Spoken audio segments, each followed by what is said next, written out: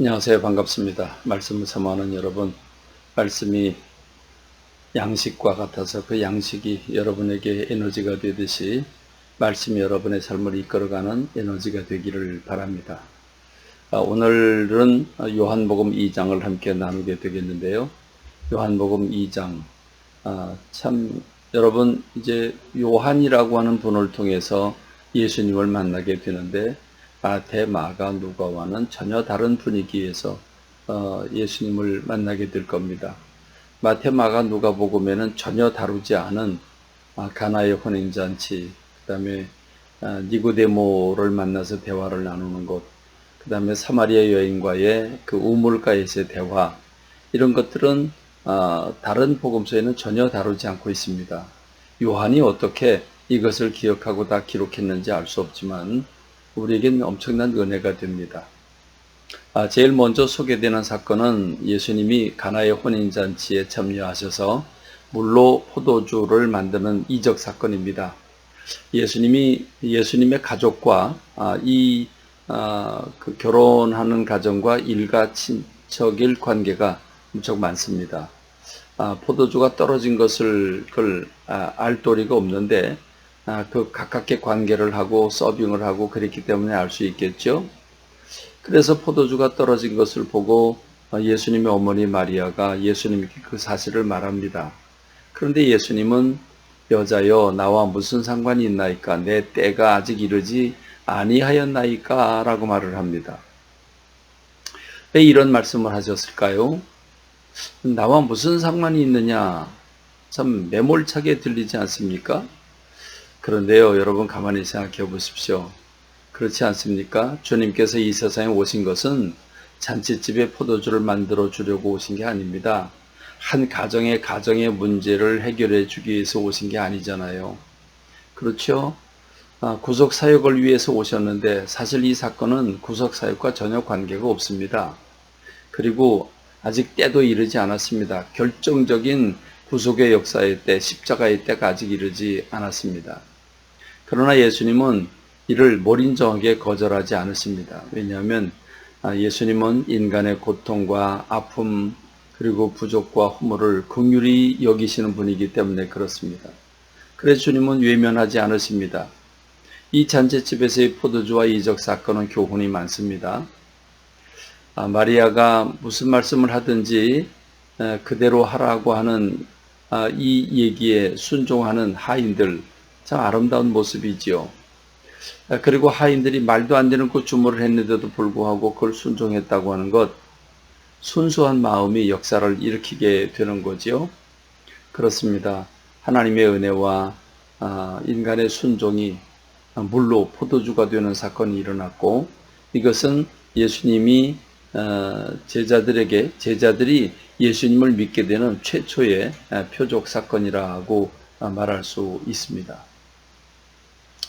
예수님은 성전 안에서 소와 양과 비둘기 파는 장사꾼들, 돈 받고 주는 사람들을 채찍을 만들어서 쫓아내시면서 내 아버지의 집으로 장사하는 집을 만들지 말라 이렇게 말씀하셨는데, 우리 교회들도 이 말씀을 깊이 새기고 살펴야 될 것입니다.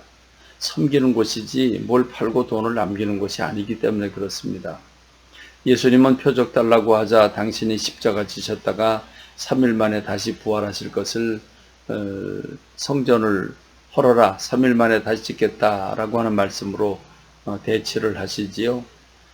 예수님이 십자가를 지시고 부활하실 것을 말씀하신 건데 듣는 사람들이 못 알아 듣기는커녕 아마 반감을 가졌을 것이라 하는 생각이 듭니다. 3장에서 예수님께 대하여 열린 마음을 가진 그 니고데모라고 하는 오늘의 국회의원이 찾아와서 주님과 나누는 이 거듭남에 대한 대화, 지금도 성령의 역사하심이 뭔지 모르는 불신자들, 그들의 마음과 아마 같다고 볼 수 있을 것입니다. 내가 이 나이에 다시 엄마 뱃속에 들어가도 어떻게 다시 나오냐? 그렇죠. 이 일은 영적으로 분별하는 것인데 믿음의 눈이 열리지 않으면 절대로 깨달을 수 없는 말씀이죠. 그러므로 성령을 통해 깨닫고 변화되는 것이 무엇인지 알고 느끼는 영의 사람들, 행복한 사람들이죠. 그렇습니다. 우리 모두가 이런 사람들 됐으면 좋겠습니다. 오늘도 영적인 소경, 영적인 규모거리가 참 많이 있습니다. 우리 주변에 많이 있는데 영적인 그거 열리고 눈이 열리길 간절히 소망합니다. 4장에서 예수님은 목말라 우물 곁에 앉았다가 드레박을 가지고 오는 사마리아 여인에게 물 한 모금을 좀 얻어 잡수시려고 기다리고 있다가 물 좀 달라고 하니까 이 사마리아 여자와 대화를 하시게 되는데, 이 여인은 먹으면 또다시 목마를 수밖에 없는 그 물을 마시러 왔습니다. 물동이를 이고 구차하게 왔죠. 예수님 곧 그리스도를 만납니다. 놀라운 일입니다. 그냥 목말라서 그 물 먹지 않고는 살 수 없으니까 물동이를 이고 왔는데, 의외로 예수님 기다리던 그 메시아 그리스도를 만나게 된 겁니다. 그래서 이 여인은 목마를 수밖에 없는 물을 마시러 왔지만 영원히 목마르지 않고 그 속에서 영생하도록 솟아나는 샘물을 마시게 된 겁니다. 참으로 복받은 여인이지요.